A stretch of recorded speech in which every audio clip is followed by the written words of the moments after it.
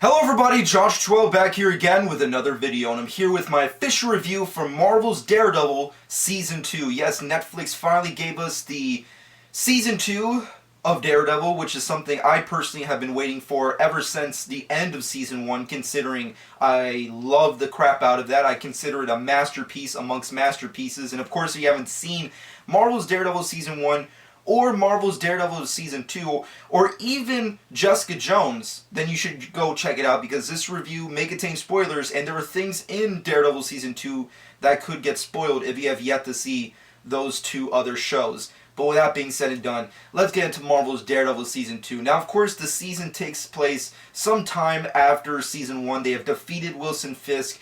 Murdoch and Nelson are obviously a firm that they are trying to create with themselves, and things are just not going right.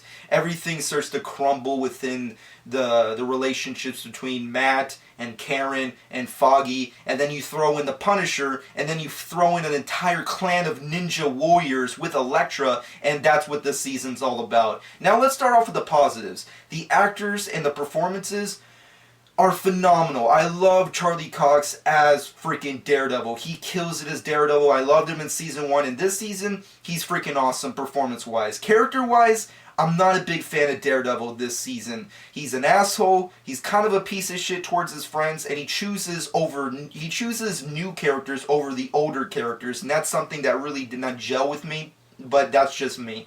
Moving off of that, Karen Page. The actress and character of Karen Page, I love. I love the actress who portrays her, and I love the character, and I thought she was amazing after Season 1 story arc, and I was really amped to see how her relationship with Matt Murdock could flourish in Season 2. And they kind of get there, but it kind of just stops, and there's not really much for Karen to do. You can tell that this show definitely really tried to use her a lot, and in the parts that she's in are amazing. I just wish they could have used more with that character, especially with Matt's character. Moving off of that, Foggy is always awesome and hilarious. All the other actors who are in here are awesome and hilarious and great, and the creme de la creme of this season, the highlight, the silver lining, is Jon Bernthal as Punisher. The Punisher is a badass character. Frank Castle is the shit, and he destroys in this season. I wish this season was a Punisher season after seeing it, because he's so freaking badass, not only as Frank Castle, but as the Punisher himself, and just overall interacting with these characters. I feel like this is what Marvel should have done years ago, which is just throw him into a group of superhero characters and just let him see how he works and operates, because that's the best way to approach that character. I know they've done it with movies before, and even though I like my Thomas Jane and I love Ray Stevens, Jon Bernthal kills it. He is the definitive Punisher from here on out, and I wouldn't be surprised that Marvel tries to do a spin-off series with him. And if they do, hopefully it's a mini-series, because we've seen what entire stories or movies or full-length movies can be done with Punisher, so maybe they can condense it to a shorter story arc, but overall I would see that shit. Moving off of that, the overall action.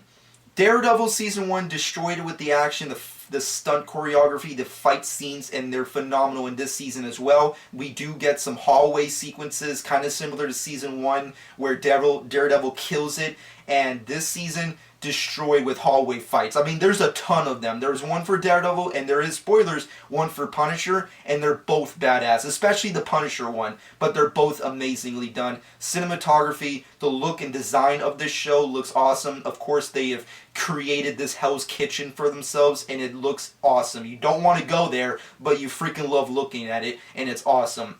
Everything else is pretty badass as well, and the show is a fun ride. That's the best way I can go with it. Now moving off of the positives, let's kind of go into the negatives real quick. Number one problem with this season, it's very much cluttered. It has so much going into it that if you're not a hardcore comic book fan, you kind of get lost or you get uninterested with what's going on. And a lot of that has to do with the incorporation of Punisher and Elektra and the Hand being incorporated into everything at once. And it's cool, and it's fun, and it's entertaining, but it just gets very waning at times, and it just feels like, could we just focus on one thing? The brilliance of Season 1 was that they focused on one villain, and that was it, which was Wilson Fisk. They focused on defeating Wilson Fisk, The Kingpin and Vincent D'Onofrio killed it. I wish they did the same thing here, which was just focus on one of two things, which was Punisher, Jon Bernthal's Punisher, which I think would have been a superior season, or Elodie Yung as Elektra, and of course, The Hand. And those are cool elements as well, and I definitely like them, but it just feels too overbearing, and that's the main problem with this season. It's overbearing, and there's way too much going on. It feels like Season 2, the best way I can put it in comparison to Season 1, Season 1's like the build-up and the setup, and it just feels like one entire arc. Like, if that season was the last one, and that was it, masterpiece, which is why I love it so much. Season 2 feels like one giant third act. Like, every episode in this season is like a third act to a movie. And even though that's awesome and fun, it's kind of like just watching The Raid. It's just like, let's just see one gigantic action-packed fight scene over another, and another, and another, and another, and another. And that's cool and fun, but after a while, it does get too much for me, at least me as a subjective, objective viewer of this stuff. But with that being said, another major factor is Elodie Yung as Elektra. Now, I know a lot of people are 50-50 on this. I know Frank Miller, the creator, the great Frank Miller, the creator of Elektra, was very, unpopular with his, overall opinion with Elektra in this season. I know he didn't give his blessing or his grace towards them using the character, but overall, I can definitely say that she was awesome. And I love the casting since day one because I love Elodie Yung. I think she's awesome. I still want her to play Launch when... I'm just saying, someone on Twitter tell her the cosplay is Launch because that would just make my day. But with that being said and thrown aside, she's freaking great as Elektra. And she does very interesting things in this season. And she has a very twisted, interesting, entertaining at times relationship with Matt Murdock's Daredevil. But at the same time, I feel like what they should have done was just condense her role on the season.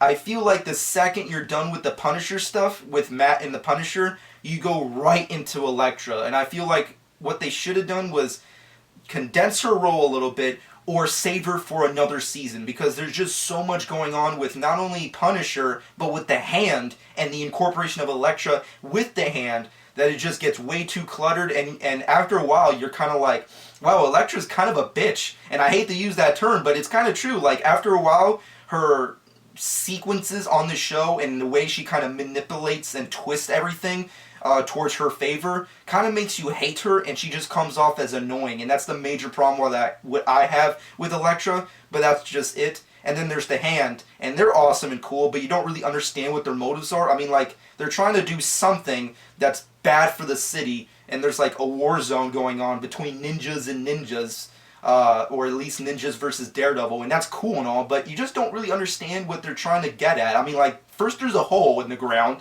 and then there's zombie blood patients, and then there's Daredevil trying to fight them, and then out of nowhere Elektra becomes the leader of the Hand or something like that. It's just a lot of wacky stuff. I feel like they should have saved that shit for season 3 or whatever, and then just have this season just be Daredevil versus Punisher. I would have loved that way more, considering the Punisher was the best parts of this season, for me.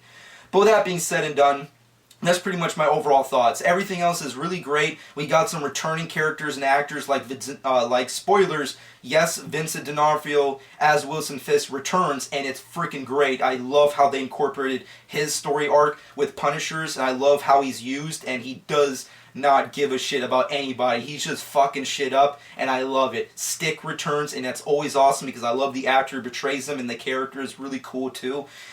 Even though I feel like it's kind of weird how they used him at times, overall it was really nice to see him come back. And at the end of the day, the season's a fun season. It's just because I have some negatives towards it doesn't mean it's a terrible season. It's a good season. I like the design of these characters. I love Daredevil's new look. I love it. I freaking think it's awesome and superior to his previous mask and costume from season 1.